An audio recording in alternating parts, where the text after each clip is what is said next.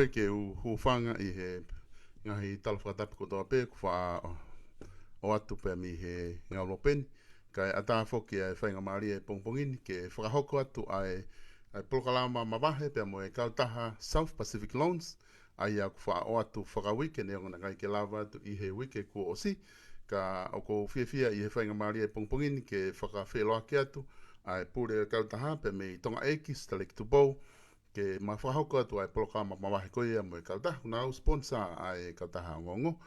Stale ki malau tau mao e pongpongini. Solvesta malomu ai tau lava ki he ahoni pia malomu e lau maria hau eki pia mo lelei ai tonga kotoa pe o ku mo mea mai me ngai tapa ke e a hange ko ia tau whiawhia e teknolosia e ngai ahoni o ku tau I ngai whitu ke tau ke lava pe o whelongo aki I he whanoponi o e ngai ahoni pa tau whamalo ai. Kai ke Solvesta o ku lahi whanki mea kotokanga ki ai ko e uhi ko e ki motu hia ko ia ai polokalama ko I ko ngai patongia ke pe pa ko tui ke anga pe tokanga. Ane o ia ko whampe ke kamata ki e tala noa I he ahoni ko whampe ko uhi ko e paloparema ko ia hoko I Nusilana whelave I ko ia pe mo COVID-19. Ko uhi foki ko e ta polokalama ko uhi ko e kautaha neongo ko I tongani ka ke whelave ia pe mo ki nautolu he ngai hinga ke pe. Pe I he tunga ko ia ko whampe ke ko hi o ko lawe I o ku mea mai pe mo I kainga ke ki he polokalama ko ni o kai ke ngata pe I he kautonga kai pe he foki ki he ngai matakari ke mau whenga we aki I he no. Pe I he tunga rewa ko ia ko whampe ke whaipe ki rea no pe ko ni I he rea whakapitania ko uhi ko kinau tolu ko ia o ku nau mea mai ke mau polokalama ko hi foki o neongo pautu waki I he TV ko ia ai a setita ka o ku whampe ko hi o kulere ni e ngai tapa ke pa ku whampe ke ki I lave I no pe ko hi ko kaunga we ko konga lai ko mau kaunga we ko kau muri pa ko ke nau rea whatonga kai ke ngatai ko konga mau kau clients ko kau muri moia ko ia I o ku whampe ke nau mai noi pe ta mea whai na nau pe na toria ku tatua ki moko hunu Yeah, however, for the benefit of our non-Tongan speakers who view this program, particularly our staff from South Pacific Loans in New Zealand, 2 branches, one in Manukau and one in Mount Wellington, and also our clients. As you know, because of the problem of the COVID-19, and the office for these 2 branches still open for service, and particularly to take payments. Not only that, but they can still do as much as they can. I know, and you know, most of our clients that you call from New Zealand, and be aware that I'm in Nuku'alofa from the Friendly Island, but there's still no problem. There's no effect in the service. We still do as normal as usual. The only problem, you can't see me. I'm here in Nuku'alofa. However, the service still, we try our best, make sure that we still help, and not only for those new clients, new application, for the current clients and for previous clients. And we still, and I believe that you're still aware there's no problem with our service. And the 2 offices still open, and because of the restriction, maybe we try to keep 2 staff at a time. And when you go to the office, follow the instruction. Maybe you're not allowed to go in, try to keep to the distance, and we need to help, but because of the restriction, we must comply. So, and for those that you want to make payments, manual payment to the office, for those that closer to Manukau, you can go there. But for those that you close to Mount Wellington, you can go to our office there. We still open like from Monday to Friday, and even Saturday from 9 to 12. So for the clients, mainly the clients, please don't panic thinking that COVID-19 will stop us. No, office still open, service still there, and I believe that we all try to man our office to make sure that all um, all what you want, new application or whatever, we are still there to help you. Mahalo ko mea ia Sylvester o koutui at the same time, our phone number 0800 88 88. 98 88 is simple number, easy to remember, and very hard to forget. So 0800 88 98 88. Whoever answer the phone, you can take from there. Okay. Thank This you, is a love you really, all. really good And, news, Sitaleki. I think you already know from Tonga that here in New Zealand we are still in the second week of our lockdown, and the good news, South Pacific loan is still there for any Pacific Island people, including Tongans. If you want to do a loan, South Pacific loans is still over there, 0800 88 98 88. Yep. Yeah. Malo Here we bito, go. Sitaleki. Okay.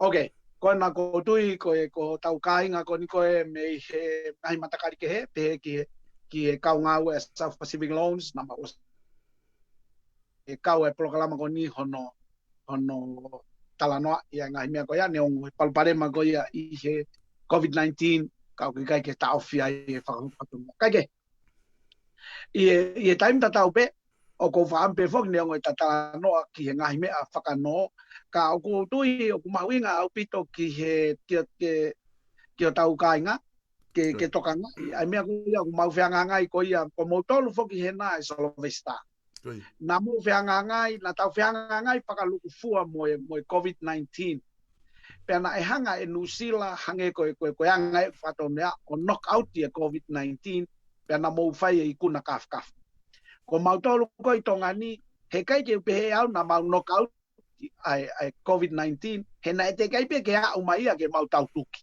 ko ia ai ko mea ko na mau teke ke mama o tau whakamalo ai ke potunga mo ui mo ngahi kau taha whila lawe ko tape I he tawhaaki ko ni e naulawa o teke ke mama o ai COVID-19 ai te bebe ne ongo pe na mawin kana kai ke wha knock out he na te kai ke wha fu tau tuk feve ke hange ko motol ko he na maulawa hentolo lelei ai face round taimini ku tau ngā uno atuen ke second round.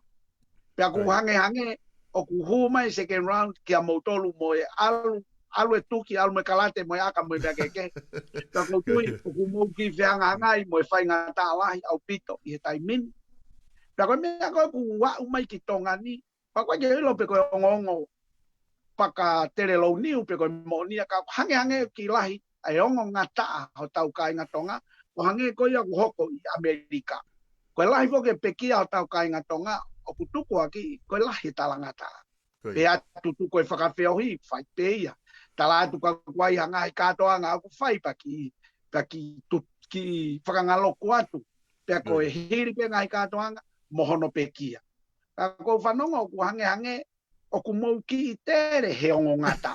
Koe te uiloi, pe koe hao no uinga, pe koe hao no moni, ka te ke lava o mai mehena I mo onto tonu ya. E kua nge o ku ki lahi hono o hofi. Mantui ka ulang takai na peset si au pito ai kai ngā me Pasifiki. Pea kutui mahalo ko potunga awe mo uipe na lava tala fiha tonga mo afua kana na om whakaluku fua pe. Ko uhi ko e malu I ko ia o tawhaki ko ia teria na tukua ki I tawhaki. Ko mau fiu foki e Sitaleki he nofo mau. Ko mau pāhia foko no loka mau tolke mau nofo mau. Pa mahalo ko uhi ngai e taha o ku kamata ke whaiwhai te riha peka ka ipa. Ku nau whakatātā ke ngai whanua lalahi ku. Lahia nge au pito e nau COVID-19 e nau tol. Ka au ku kaiki lava ta ofia e whanua ia e nau ngau e whakaaho. Ka koutui o ku whakatokanga pe e kau taki he taim lahi. Ko e taha eni o e vailasi matu aki whatu tāmaki a pito ke mo ui. Pea koe ta tonu ke whai hano whakatakatai. I he taim tatau pe whoki o ku o stuku mai whoki Sitaleki I Nusilani ku tuku mai me whakamawanga lahi ai ongo me ai hopo ki hono tau i ko ia e he ni ihi na nau launga i ke tau i to tonu ko e kakai. Ai na nau hanga tuko aki i ko e ke taimi ko na mau lockdown ni ai ulo aki he level 4. Na i kai to tonu, na kai ha to tonu ai pure anga ke nau loka e kakai he level 4. He ku more ai tau ataina e tangata ai te tau foki peke he. Ki he issue ko tau ataina e tangata. Mo to tonu e tangata. Kana e whakahoko e he pare mia pe mo kautake whonuani. Ha tutu ni matu aki mahu inga au pito pe aku mahu inga ia ki tongana he ku wakai he koe matapa ku kawa no silani he matapa ki tongana ki hono o atu ko ia o COVID-19 ka wanga fe wakai ki ai Ka pau koe mea kai ke whenga foki ai kauloia ke mau ha nau tola he mean he anga ia viu ka o ka pau nau tau kawe e mea koe nau mai ke front line ke nau whianga hangai pea moe COVID-19. Koe uhi, he koe mea whaingo fua e rea pa nofuna tōna ngahi ofisi, kai puke ka kai. Kia te auia moe anga e kuviu, ka uia e fo i mea whakavare. Ke oku mahu inga pe tau kawe i tō tonu e tangata, ka oku mahu inga moe atamai rei, konsenisi mo ui, whakataha moe ngahi tui whakalotu moe mea ke malu ia ke kakai. He ka pau rewa koe nau uhinga ia more to tonu ai tangata ai. Ka ye, koe fu mea whakamamani lahi ia. Ko tongani, ko whakambegi tongani, ke oua na hongu mai e foi whakakaukau whakate molo ko ia, ke hanga haataha o eke i ene to tonu kai kai ngalo ia nau tonu, o kumahuinga tu whakalukufua, koe uhi, koe mo ui. Ka ye, eke i tālanga, i bea kotoa pea e tālanga. Ka neongo ia ke te au i tongani mau ke i hao pe. Te mau toki lau e au o ku mau fupan mamafa. Ka pau e hu mai ai mahaki ki tongani o whewhe hono hentolo. He koe wi, koe polokalama ane afi, mau lere i tongani he ahoni. Ai whakamantala ai taha ai kau whewhine na e hau he. Kau omi ko ia mei fisi. Ai ana ne whai e ni whakamantala pa kou kaua he pou ke whakamantala ai whewhine. E koe ui koe ne sio o ku te eki ai ke au ai le volo ko no toka ngai o malu ki he sevesi koe na nau sio tonu ki ai. Pea lahi ne ngai whakamantala ai au kou sio he iku peia o hange koe ni koe. Koe whakamantala koe a liwisi e teu koe ke na fuhu motua. Lahi foke kau promota no teke mo teke kai pepe liwisi. O whaasio pea tua ia he fuhu a liwisi, kau te kai ke fuhu a tua e mo liwisi. Ke ne ilo pepe tuki a liwisi. Pea o ku pehepe e tausi mea koe ni e sovesta. O ku tau lau ke tato e COVID hanko mou tolu, ko mou osi whianghangai moia. Ilo hono whaahinga feeling, hono whainga ongo, mo hono whaahinga movement kotoa. O mautolu i tonga ni, koe kei whanongo whakamatala. O te kei ke au mai ki heni, ke whanonga ke apiko ngala mea hata, whanonga atu ke apiko ngala mea hata. Ke hange ko tau mahaki ko na whanonga na lau koe tau mahaki whaka au wahe. Mahai taiwa taha walupu ka taiwa. Na e kamata koe ai mate, na ku whanonga na e pehe, kau whanonga tānoa ki whine iki, kamata koe mate ko ni koe i rei mātua, ulaki mate nai e ua petolu, na nau kei whe alu aki, o whetoko ni aki he tanu. Mahino koe mahaki whakauha, kai toi lau takatanu pene kipu. Koe kanga koe ki ai, koe fukuanga ni au ke he hono teknolosia, sai moi mea kotoa. Ka kapau e au ke atongani, ko hai te tau tuku aki.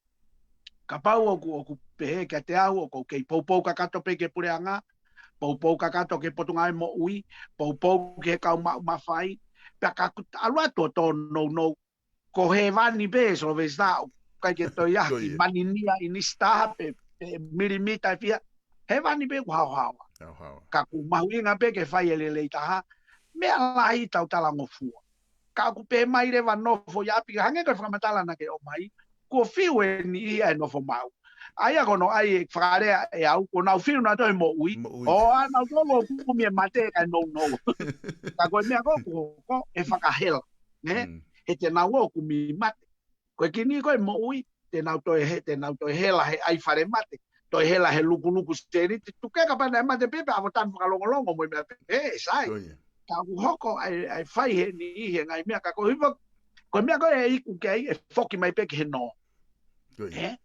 ai a kono moni e ai e ngai tukunga e tono no pe alo e motu ai a ko mate fi mari e ko ka to e ni e ta no Ka kau ni ai te na o whakakata whatongia ai. Ko ma e mea wore whoke me ta tu hawhoki ke i lo i whoke stare ki na e alatu e kau lotonga e ta i he nofo ko he vailasi. Nei alatu whoke kau whawhoke a te takau whalau mai fis. Tako ni mfutupu ma ni mafitu. Alo e nau kolontine na tolo osi pe nau alko nau api ko hao kei hao pia tonga. A te alatu eni me whai toko teo ni manoa pe me Nusilani. Ko wakai hifo i he ngahi ongong ko tuku mai ko tuku ange mo ki nau tolo ko nau ahi api ko nau kei hao pia tonga. Ko tui o ki o kai ke tai lo ke tu ke ka hau ke toenga ke futo lahi befo ke ka fie foket me Nusilani kai fa fala pe he wakai e potunga mo ui ke malu ai fa foket ho tau kakai o wakai fo pe na e pe he mea e fa foket he CEO ko ia e potunga mo ui e fa foket tu e ai kakai pe me Vanuatu mo Hamoa mo ngai fono ko ma e huat na don fa singa mahinan ka ki taimi Nusilani ka to ki wakai ko nga foko e ko to ko ne COVID-19 i community ka ko mea mahu inga taha ko o fai kai wakai ne ngoi e mau fe lawa ki holo no i he vailasi he ngai fonuani fonua murini ka tau ke whakawhetai pe o mo ke hao pe tongana ko o ku fe ho wakai ki he kakai pe moyanga e nau o ku nau fu ho ha au nau fu stress i he COVID-19 pe ku nau fok pe na tono molo e nau ngawe ku ko homo ka tama be whaka mo tolo e miti ha o ku nau lulu pe kakai ke nau koha ika ngari whaka hua boki ai tala noa so pista ka hono mo ni o ku alu pe taimi mo ku sio o ku lahi ange pe ai tui ai toko lahi ke whakapoto ange pe tutu ne pureana ko ne i o pe ke hau e whainga maari ko ne alo atu pe koe na ko hange koe na ko nusilana o ku ki i fastanunu mai e whainga taa ki tolo iatu. Pea ke te au, ka pau na ko e nofo ai kau tuku wakahe na ko nofo i loto tahi. Tau pe ko hawaka folau na e o mate misi ni loto tahi. Pea te kaito e tuku haivia. Nau nofo e fufonua momoa, nofo e fufonua kailere iange, nofo e fufonua whakafofange, neongo e ne momoko, koe viviri ki au pa more pe koe viviri ke o mai ke ha ke te o mai pa mau fai ngata ai ai ni pa tau fai ngata ai ko tau taimi pe mo ke taimi pure anga so sta ka pe mai pe pure anga malolo ko nang tau fai tu ni koe fa fe pa ki mo mea e ku ya i ku ke he ya ke te au o ko alpe taimi mo ma o he ka kai e mahino ko ya ai ko no mo ni ko me ko ngai mi te pe fo ke ni aku na te ke ko ka o whakapoto ange e tau alu lere i takapau e tāpuni pe anu silana ia i tisema koe ui koe kaupe au koe e sayang e hota e lata ka ke nofo mo ui he na ha o whenga mai o toi tuwhaki he mai e whaingata a ke mau toi whaingata ia mana tu i e ki whakasipinga na kulau ka ne nai pehe koe riwisi nai te kai peke fu pakesi o pahi kupe o malo he riwisi koe ni te eki ai ke te taula ki a tonga ia mo e COVID. Koe tifeni koe taimini, koe tifeni pe ia me he kau hau na kai puke hataha. Koe whehui, ka hau ha kau puke. E lava, koe tarike ai ta e mahino ia. Koe ai lolotonga e nofo he nonga kai toi hori waka. Koe mea ia kui koe kore ai whaingata ake hau lolotonga e whainga maari. Kai ke? Ko haaku ia viu. O kai ke utalata ua koe mea ni ke whai. Ko utalatu koe ku viu a kuen. Hange ko ni koe ni ihi koe na ngai family. O kuongo. Kai ngai family ku nofo i fine motu a heni. Ka ihe nai motu a hene whanau mo feto aki pehe. Ka koe kei nofo pe fonua moa. Koe telefoni eni. O alu mo i whaunga koe ni talere e taimini. Fesi o whaki pepea. Pea. Hange koe whatapu ko i heni au. Ihe nai whanau. Feo whake a kakau. Ka o ke sai ange pe no fo no pomo e ai ke mau atu pete mo mai o fetuku mai palo pare ka ke ko ui stare ki fai he pare mia ko Nusilani e tsinta ten ko ne ui ko ne whakahoko ki he ngahi pāti ko e whapolitikare a Nusilani o ke mea i pefok me i tongana koe o ku alo whakataha pe e mau COVID-19 pea mo mau teo atu ke whakahoko e mau whiri ho mau kautaki. Aina e amana ke whai e mai na katuk to e toloi ki o katopa. Pautonu ma o toloi ki ai ke whakahoko ai whiri ko e mau paremia pa mo mau kautaki ko i Nusilani. Pea koe uia ku ne whai he paremia ki he kautaki e ngahi pāti ko e ke national law pea mo e ngahi kautaki he ke oa mua e whapolitika re i ai COVID-19. Ka nā wala mai ke nā ngau e whakataha ke tau i mo malu i whonua ko i ngā koe lele i e kakai. Pea koe tui ko ui tatau ia o totonu ke whakahoko i tongana ko i ngā koe tatako whahe pare mia i he tau wakai atu pe mai pureanga. Ki i he tatala noa ko he ka venga ka COVID-19. O ko tui totonu ke pou apito e ai kakai ki he ke pare mia pe mai pureanga lolotonga au kunau tatake ho tau ki whonua. Ko i ngā pe ko e lerei ke malu ko e whonua mo i mea kata tato ki politiki tau tau he ngai ka venga ke he ka hao o ku whewhe ho wakai ke tawako ia. O kui kai foki ke utui au ke he reipa. Koia. O kai ko I'm not a Labour party person. Ko tui ko ni ko mau whatipeiti he mea ko ia. O kai ke kai he keisi ko ni. Talango fua tau tolu ki he pāti ke pureanga lolotonga taki. Tuko e toi whai loto ia. Ko mea nau tala he pare mia mo pureanga lolotonga talango fua ki ai. Pako popo au. Neongo kai ke utui ke rei paka. Ko hiko nau tolu ki i sea whakauri. Talango fua ki ai na ane fua wheana pa nau ilo ka te toho kita kitu au lawe ai. Ai ako pe au. Ko mea ta tau pe ia ko utui ke apalai ko i tonga. Ka kia te au ko hui hange ko patala no uta pai. Lahi fo ke talanga ai pa mahal ka pai lahi ta taimi pa ta wat ia. Ka ko hui ko tui au ko talu me heriri u ko ne fa unga pure. Ana ki ai pe ia Facebook. Ko pe ko pare mia le ta hain. Pure anga le ta hain. Ko tau fo mai talu ko ne felawa ki ha ue o ai ne fakapatu ka jahan me la. Pare mia ko ni mo puanga ko ni heanga e ku viu. Tu ai pe to uhinga ia ke to ke mo ava me ke heia. Ka ko tau sio ko ke action mo performance. Ko ku viu ka ku pare mia le ta haen, pure anga le ta haen o ku nau lolotonga tataki ki tau tol.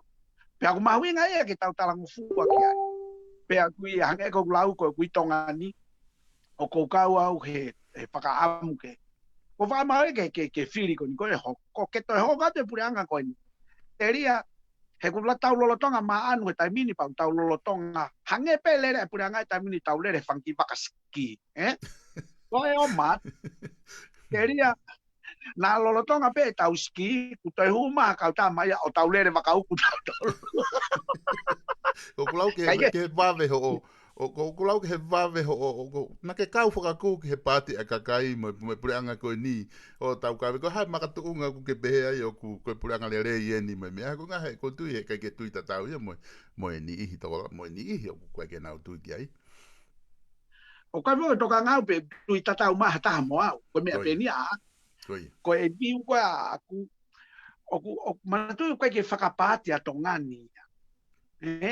Neongo ai e pangi pati tu aka ko ke whakalao ia ke pe ko nau whiri ko ka tama ko ke nau whakalao e nau pati me pe nau tol.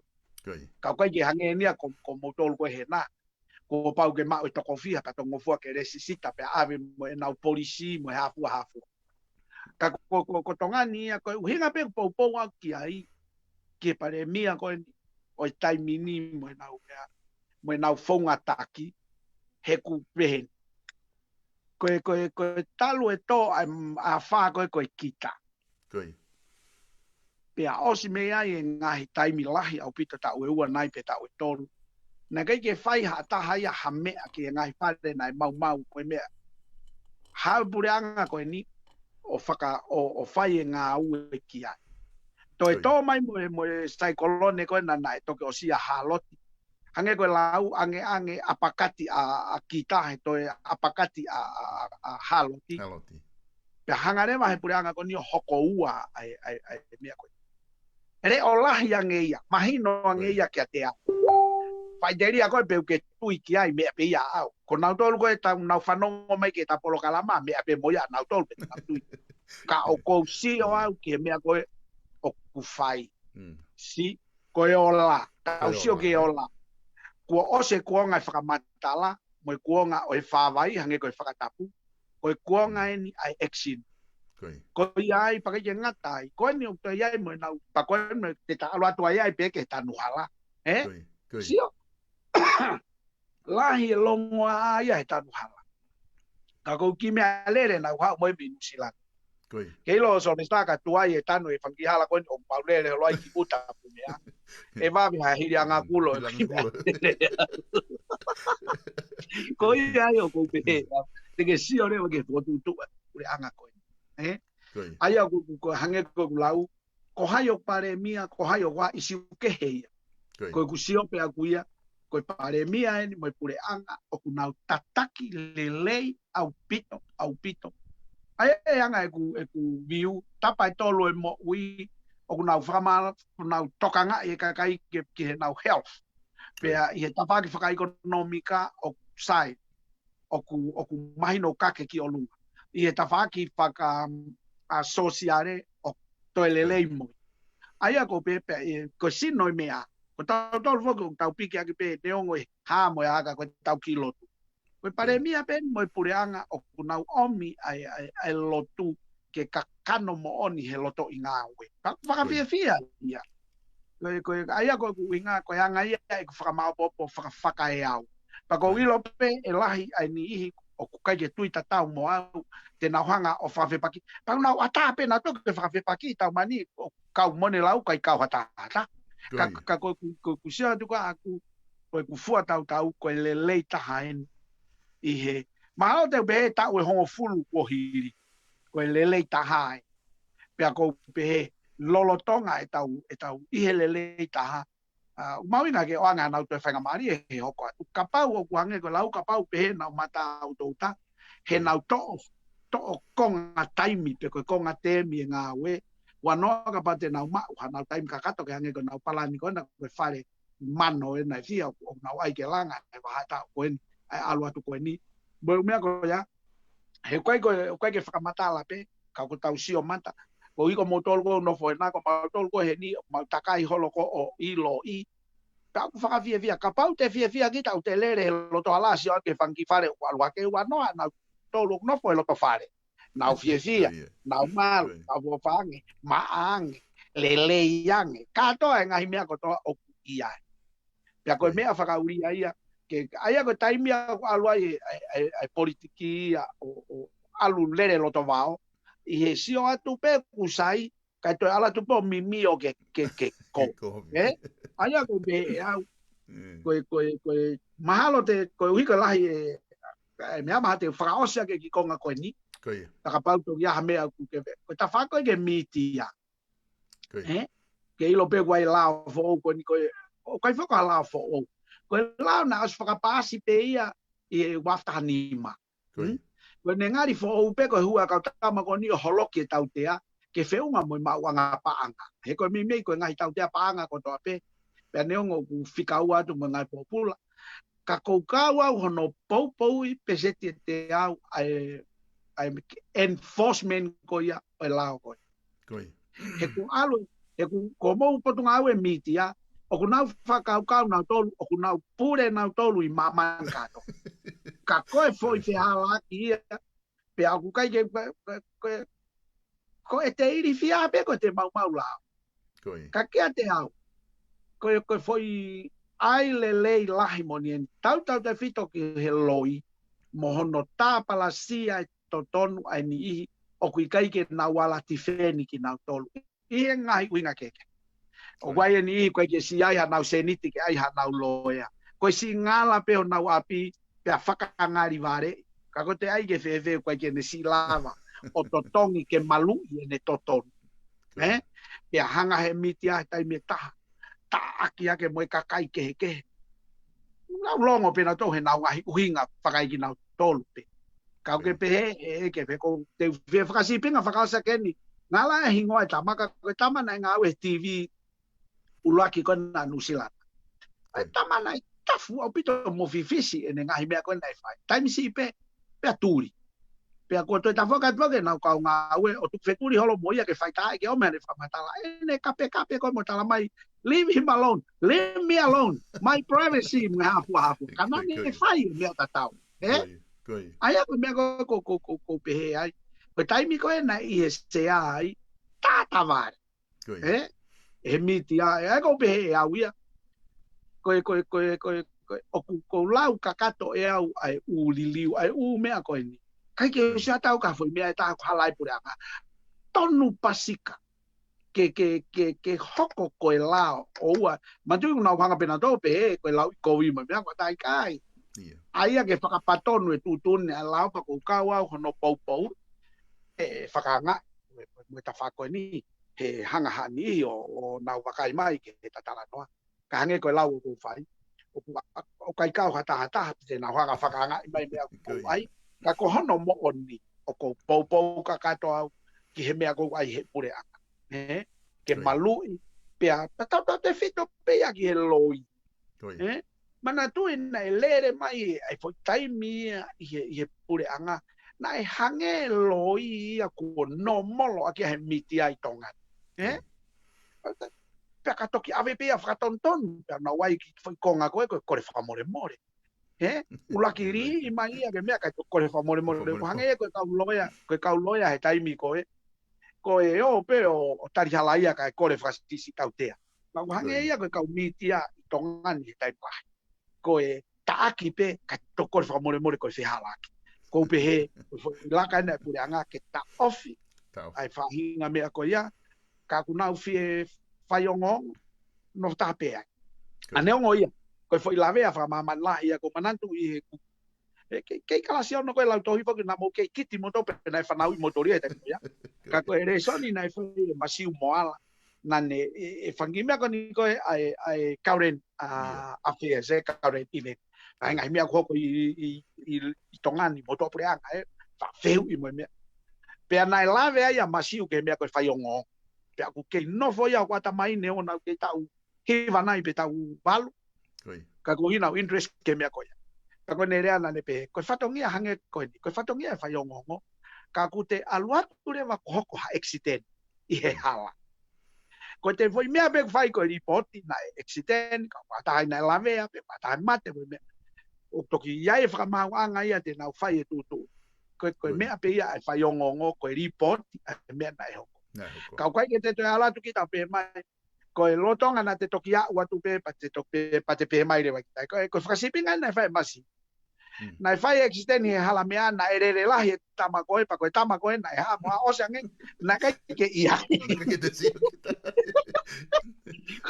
ko mea ko ia mane pe e toki mahau me pa mau anga pa toki ha ule ba ta pa yongo mo ta mai fata tau ke ka polisi pa ta tau ke fa mau anga ke ka ko te osi fa yongo ngo pe kita pa te toi polisi pa te toi loea toi fa ma o sa nge mai te manka to e kita ume ai ko pe au ia ko alu foka maman te si o pe na ateki ko na drop mahalo ko Fox News pe o kuna toenga ko toa o kuna ko mama he fai ngo yo porque me ko po la ia ko ke te no fo pe ko news reporter ko te foi me pe fai ko report o kai ke te to police o kai ke te to sotia o kai ke te to loea pa ko ke te to fa mau so ka fai ngo ni ko na albo ko fai ngo ko na wa na toria o ma ko to ngai tu nga ka kai le ke te lava ta ia hua ai ko yang ai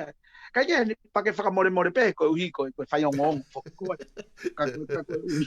ka ko wi ko yang ko usio ka ko palo pare mai ka ke e mahalo e ke pe ho viu ka ya e ofatu pe me o tomo anga fa le lei me ko to pe ne ona mau ki alo ta maki e konga loto e weekend ni o ha wai ki processing ai weekend aia ko a honi o ki natula sai ko ke me ki na ipe fangi mos ma neu ka ku ka ke fu asilere mata la ke fa mata ka ku ki natula sai yang a honi ko ane afi mo a hawatu na fu uala ya opito na ka je lahi mahalo na mo tonga ipe me nuslan ta ofi nga hi ko mo me a ko hi ko ai make me ai lele me ko to pe ka je te fa o sa ki pe ai uhinga ta polo kalama ko no ai South Pacific South Loans Pacific Loans. hange ko kamata na ta ai ke mea i pe o tau kai ngatonga me tapa ko to pe New Zealand o ku ke yava pe ai ofisi ne o whangata ngata ko hui ko COVID-19